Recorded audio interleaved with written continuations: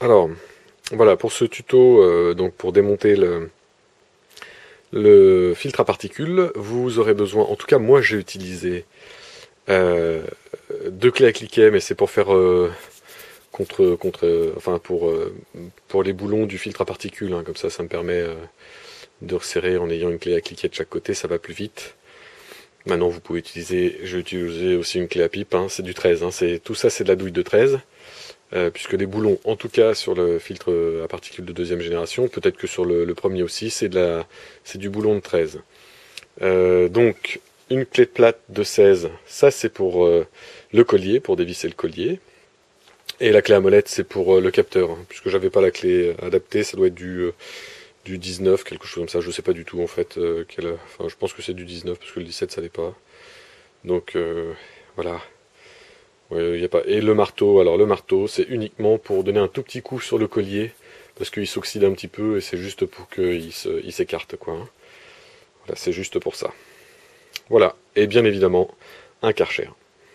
Enfin, un nettoyeur haute pression. Voilà. Bon, alors, je viens de nettoyer aussi un peu le catalyseur, hein. J'ai aspiré, et en même temps j'ai soufflé. Alors, c'est pas terrible au niveau des poussières, mais il faut porter un masque. Pas les petits masques à poussière, il faut porter un masque un peu plus sérieux, les masques en caoutchouc avec les cartouches filtrantes pour les particules fines du style amiante et toute la clique. Donc maintenant on va reposer le FAP. Bon, on va entamer le démontage du filtre à particules. Donc il y a 4 écrous boulons, 1, 2, et au-dessus 3, 4. Alors il faut juste aussi démonter la sonde qui est ici, hein, qui sert à la prise de pression, je crois, je suis pas sûr. Voilà, donc on va commencer par les boulons. Alors sachez que j'ai mis du dégrippant il y a de ça plusieurs jours, afin de ne pas trop me galérer, en espérant que ça ait fonctionné. Voilà, on va voir ça tout de suite.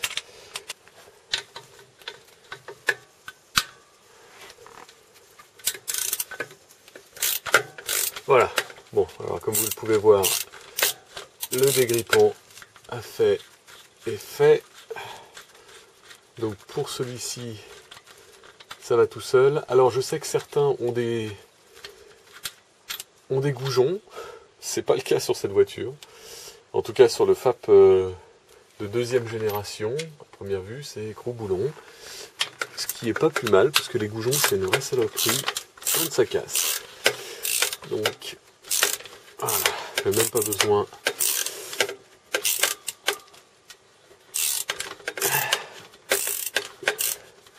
pas besoin d'une autre clé. Vous voyez, ça s'en va tout seul. Voilà. Bon, alors pour ceux du haut, hein, qui sont beaucoup moins accessibles, je veux dire, je vais essayer avec des rallonges.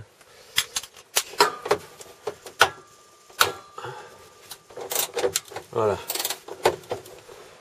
Je sais pas si vous voyez là, hein, j'ai mis 2 grandes rallonges sur ma clé à cliquet. Alors, je vous ferai voir après. Et une articulation. Hein. Donc voilà. Voilà. Donc c'est beaucoup plus simple, ça évite de tordre tout en plus. Ce qui n'est pas forcément évident. Bon, alors, j'ai enlevé les écrous. Alors, en haut, c'est enlevé aussi. Hein. On voit encore une partie qui est dans le... Mais j'ai enlevé le boulon de l'autre côté. Hein. Donc tout est là avec une clé à molette, parce que je n'avais pas la clé adaptée.